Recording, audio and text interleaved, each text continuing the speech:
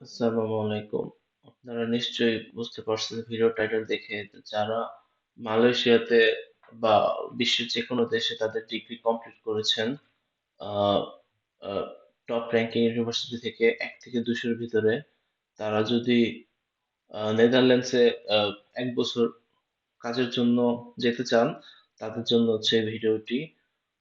আপনাদের তেমন কোনো উম, সমস্যা হওয়ার কথা না, কারণ ডকুমেন্ট রিকোয়ারমেন্ট এত হাই না। সো কারা কারা আসলে যেতে পারবেন? প্রথমে হচ্ছে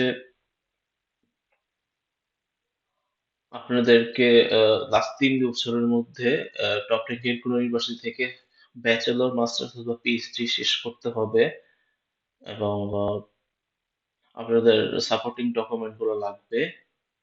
এর জন্য আমি বলবো যে আপনারা আহ, যত দ্রুত সম্ভব জবের জন্য, জব ভিসার জন্য অ্যাপ্লাই করে ফেলবেন। কারণ এখন পর্যন্ত ভিসা হচ্ছে, আমার পরিচিত আহ, কিছু বড় ভাই তারা অলরেডি এখন মালয়েশিয়াতে আছেন। আহ, তারা অ্যাপ্লাই করেছেন এবং নেদারল্যান্ডসও চলে গিয়েছেন, এরকম পরিচিত ভাইরাও আছে। সো আপনারা প্রথমে হচ্ছে ডাচ ওয়েবসাইট থেকে আপনারা এই ফর্মটি ডাউনলোড করে ফিল আপ করবেন। এটা হচ্ছে ভিসা অ্যাপ্লিকেশন ফর্ম।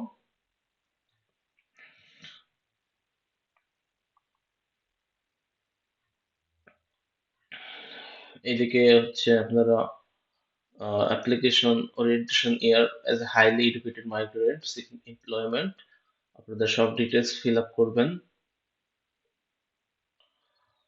আপনাদের পার্সোনাল ডিটেলস, তারপরে বেসিক ইনফরমেশন যেসব আছে, তারপরে আপনারা যদি ম্যারিড হন ম্যারিড, সিঙ্গেল থাকলে সিঙ্গেল, এইসব ফিল আপ করবেন।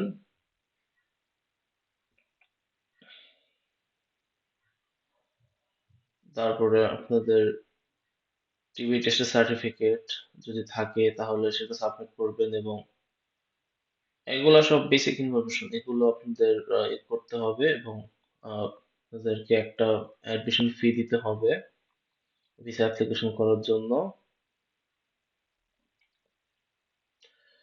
তো ভিসা অ্যাপ্লিকেশন কমপ্লিট করার পরে আরো কিছু ডকুমেন্টের রিকোয়ারমেন্ট আছে, যেরকম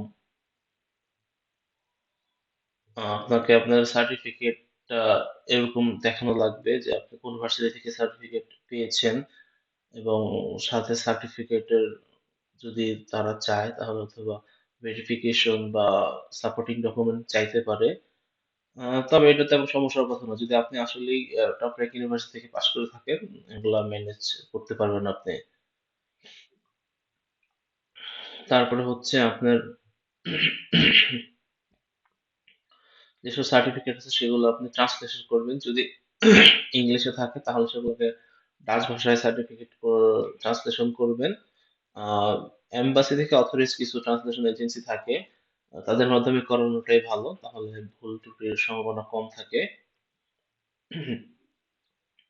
তারপরে হচ্ছে আপনাদের একটা হেলথ ফি প্রোভাইড করতে হবে, যে আপনি ওদিকে যাচ্ছেন, আপনার হেলথ ইন্স্যুরেন্স,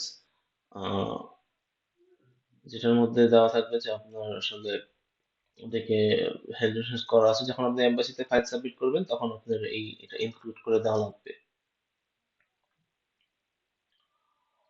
তারপরে হচ্ছে আপনার ফটো লাগবে, নেদারল্যান্ডস এর পাসপোর্ট ফটো স্টাইলে আপনারা ছবি তুলে নেবেন, এবং আহ, যখন অ্যাপ্লাই করবেন ভিসার জন্য তখন সেই নিয়ম অনুযায়ী ছবি জমা করতে হবে।